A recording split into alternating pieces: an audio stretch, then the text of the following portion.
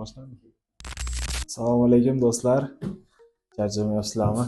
Xo'p, o'tgan safar biz varikoz kasalligi haqida tushuncha bergandik. Bugungi mavzuyimiz varikoz kasalligining asoratlari haqida bo'ladi. Xo'p, bir necha asoratlari bor. Bularni har bittasiga to'xtalib o'tamiz va eng so'nggisida eng xavfli asorati, o'limga olib kelishi mumkin bo'lgan asorat haqida aytib o'taman. Birinchi asoratlardan bittasi bu trofik yaralar.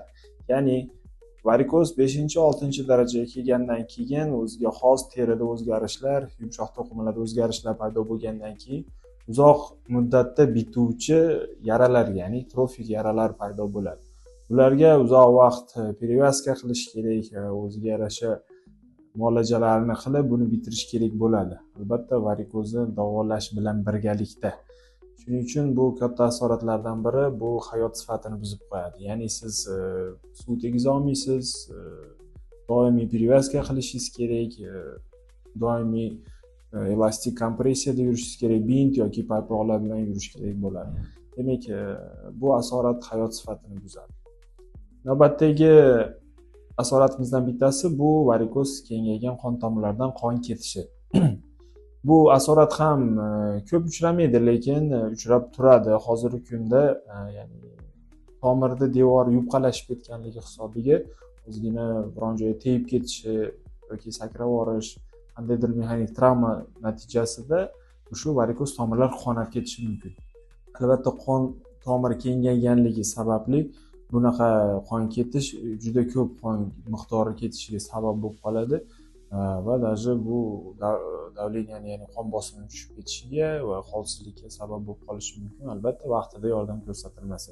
Albatta bunaqa holatda birinchi o'rinda murojaat qilish kerak, ya'ni shoshilinch holatda qon tomir jarrohiga yoki flebologga murojaat qilish kerak bo'ladi. Eng asosiysi aytganimdek, o'lim holatiga olib keluvchi asosiy asoratlardan bittasi bu tromb. Tromb haqida qisqacha to'xtalib o'tamiz. Tromb o'zi nima? Tromb bu qonni qo'yilib, qon ichida tiqilib qolishi. Ya'ni bu yerda ko'rishimiz mumkin, qon tomirda qonning harakati ular tiqilib, anaqa holatga trombga olib keladi. Ya'ni qonni laxtasi deyiladi. Bu faqat tomirning ichida bo'ladi. Demak, bu xavfli joylardan bittasi. Buni uzilib ketishi yoki tepaga chiqishi mumkin.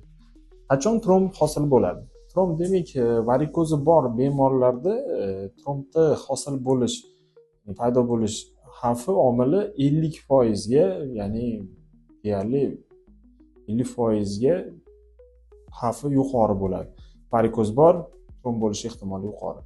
Demak, undan tashqari har bitta masalan o'tkazilgan 2 soatdan oshiq bo'ladigan operatsiyalar trombga sabab bo'lishi mumkin. Homiladorlik, tug'ruq jarayoni, bular hammasi tromb bilan birga-bir yonma-yon keladi. Shuning uchun bu varikozi bor homiladorlar uchun bu xavfli kasallardan biri hisoblanadi. Bundan tashqari uzoq bir joyda tik turib ishlaydigan, uzoq o'tirib ishlaydiganlarda ham varikozi bor bo'lsa agar, ya'ni tromb hosil bo'lishi mumkin.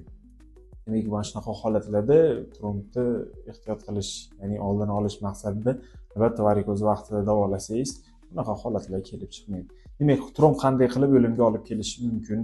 Tromb demak, hali tushuntirganim, tromb hosil bo'ldi va buni ma'lum qismi uzilib ketishi natijasida bu yurakka ketayotgan qon tomir bo'lgani uchun yurak tomirlariga boradi, yurakdan o'pka arteriyalariga kelib tiqiladi va o'pkaning katta qismi zararlanishi natijasida o'limga olib kelishi mumkin. Albatta, ko'pincha holatlar, 90% holatlarda o'limga olib keladi.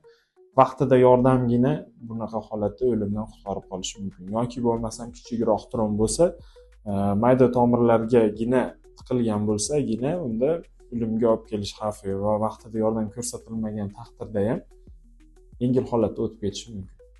Albatta bularni hamma davolash ishlari albatta birinchi holatda shoshilinch holatda ekstrem shoshilinch shifoxonada o'tkaziladi. Undan so'ng tomir jarrohi flebolog nazoratida turish kerak bo'ladi. Asoratlar qisqacha qilib aytganda shulardan iborat. Qanaqa savollar bo'lsa bemalol kommentariyaga yozishingiz mumkin. Biz keyingi videolarda qanday davolash, asoratini davolash yoki boshqa usullarni keyingi videolarda to'xtalib o'tishga harakat qilamiz.